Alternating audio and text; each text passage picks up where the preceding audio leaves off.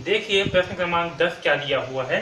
Nilesh bank of India में 50,000 रुपए का एक वर्ष के लिए 8% वार्षिक ब्याज की दर से सावधि जमा खाता खोलता है।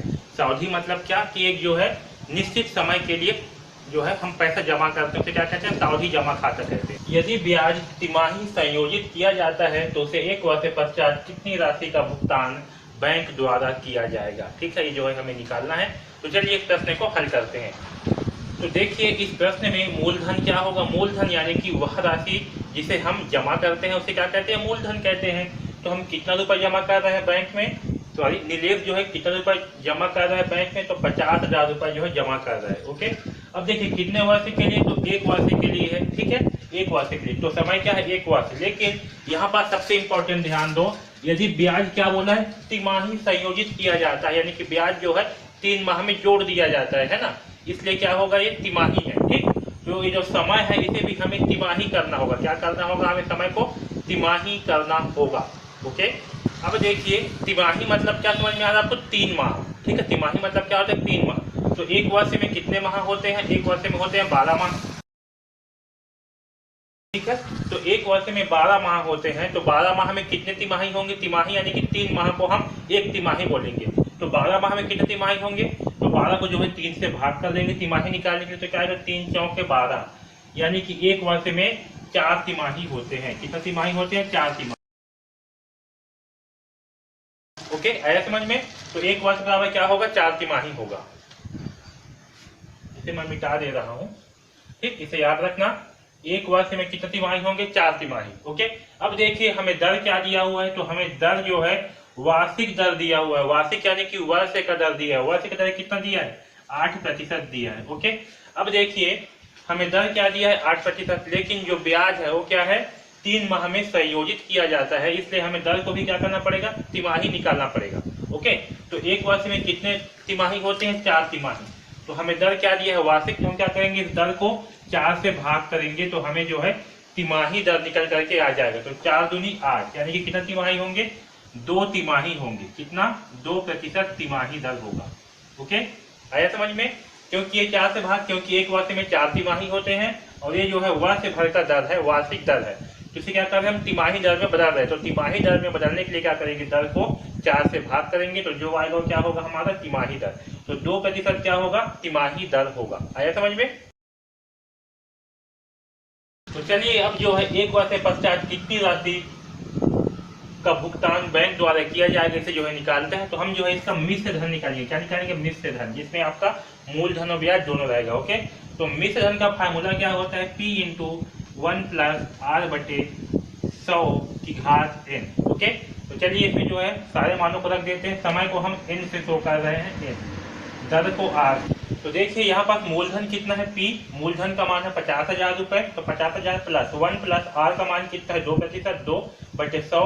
समय कितनी है, तो समय जो है हमारा n का मान है कितना, 4। तो लिखेंगे 4। ओके, अब इसे जो है हल करते हैं तो ये होगा 50,000। अब यहाँ देखिए 2/100 है, तो हम इसे क्या कर सकते हैं, सिंप्लीफाई करेंगे।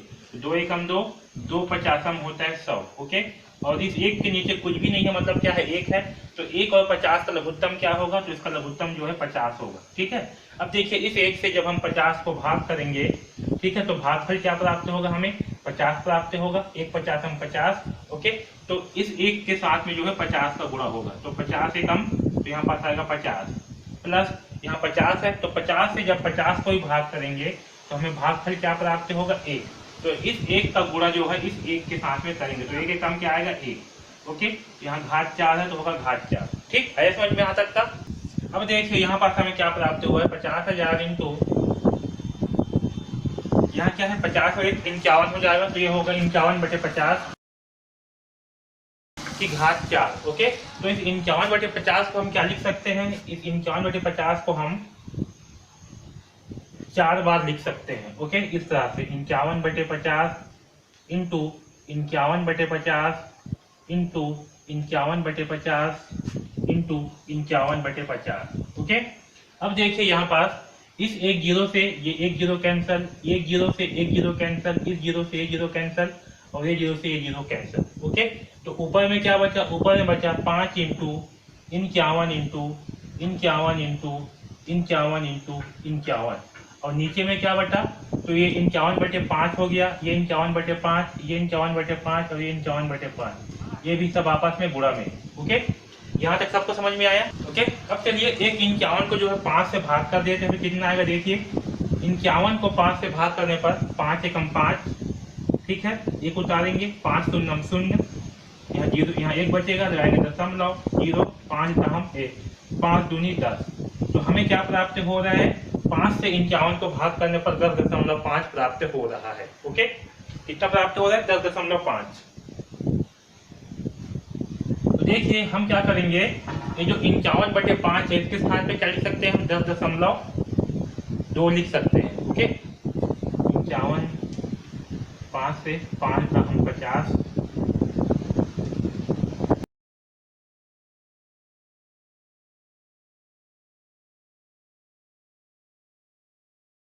देखिए 5 से 51 को भाग करने पर कितना आएगा, 10.2 आएगा। वैसे इसको भाग करेंगे तो 10.2 आएगा, इससे भाग करने पर भी 10.2, इसको भाग करने पर भी 10.2 आएगा। ओके, तो हम क्या करेंगे, इन सारे संख्याओं का जो है अब आपस में गुणा करेंगे। ओके, तो चलिए करते हैं। तो सबसे पहले मैं इन दोनों संख्याओं का जो है गुणा कर रहा हूँ, 10.2 इंटू 10.2, तो देखिए क्या होगा, 2 दूने 4, 2 शून्यम शून्य, 2 एकम 2। ओके, शून्य दूनी शून्य, शून्य शून्यम शून्य, शून्य एकम शून्य। ओके, 1 दूनी 2, 1 शून्यम शून्य, 1 एकम 1। ठीक, तो यहाँ पास होगा 4, ये 0, 2 और 2 होगा 4, ये 0 और ये होगा 1। ओके, अब यहाँ देखिए, यहाँ एक संख्या है, यहाँ एक संख्या, कुल मिलाकर के 2 अंक के बाद क्या है, दशमलव, तो यहाँ भी 2 अंक के बाद में होगा दशमलव, तो कितना है, 104.04। ओके, तो देखिए 10.2 इंटू 10.2 करने पर कितना प्राप्त होगा, 104.04। ओके, अब जो है 104.04 इंटू 10.02 का फिर से गुणा करेंगे,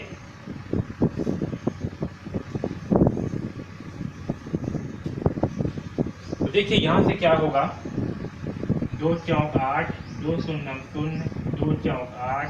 ओके, तो यहाँ देखो 2 का गुणा होगा 4 से तो होगा 8, 4 शून्यम शून्य, 2 चौक 8, 2 शून्यम शून्य और 2 एकम 2। ओके, ठीक करेंगे क्रॉस, तो 0 चौके शून्य, 0 शून्यम शून्य, 0 चौके शून्य, 0 शून्यम शून्य और 0 एकम शून्य। ओके, अब 2 क्रॉस करेंगे, 1 चौके 4, 1 शून्यम शून्य, 1 शून्य, 1 चौके 4, 1 शून्यम शून्य और 1 एकम 1, तो जोड़ने पर क्या होगा, 8, 0, 8 और 4 12 के 2 हासिल आएगा 1, 1 और 0 1, 2 और 4 6 और 0 और ये 1। ओके, तो क्या हुआ, 1061.208। ओके, तो 1061.208 इंटू 10.2 करेंगे अब इसके साथ। ओके, तो अब देखिए 1061.208 इंटू 10.2 करेंगे तो क्या होगा, 2 8 16 की 6 हासिल आएगा 1, 2 शून्यम शून्य और 1 होगा, 2 दूनी 4, 2 एकम 2, 2 छक्का 12 की 2 हासिल आएगा 1, 2 शून्यम शून्य और ये 1 हो जाएगा, 2 एकम 2। ओके, 0 8 0 0 0 0 0 होगा। ओके, उसके बाद फिर 1 8 8, 1 शून्यम शून्य, 1 दूनी 2, 1 एकम 1, 1 छक्का 6, 1 शून्यम शून्य और 1 एकम 1। ओके, इसे जोड़ने पर क्या आएगा, यहाँ 6, 1, 4 और 8 12 की 2 हासिल आएगा 1, 2 और 1 3। ओके, 2 और 2 हो गया 4, 1 और 1 2, 2 और 6 हुआ 8, ये 0 और 1।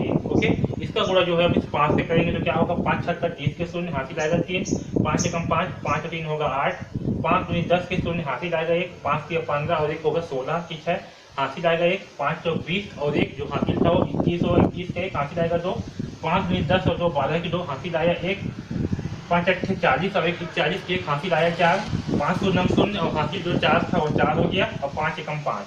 ओके, अब देखिए यहाँ पर 3 अंक के बाद क्या है, 4 अंक के बाद में दशमलव है, तो यहाँ भी 4 अंक के बाद में होगा दशमलव, यानी कि हमें क्या प्राप्त होगा, 54,121.6080। ओके, तो इसे मैं मिटा रहा हूँ अब यहाँ पास को, ये ऊपर वाले भाग को, तो इन सब का आपस में गुणा करने पर हमें क्या प्राप्त होगा, 54,121.60। ओके, यानी कि बैंक जो है 1 वर्ष से पश्चात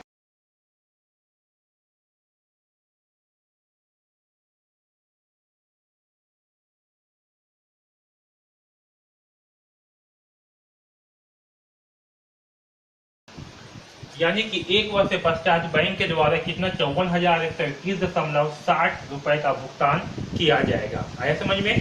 तो इस प्रकार से हम प्रश्न क्रमांक 10 को हल करेंगे। ओके।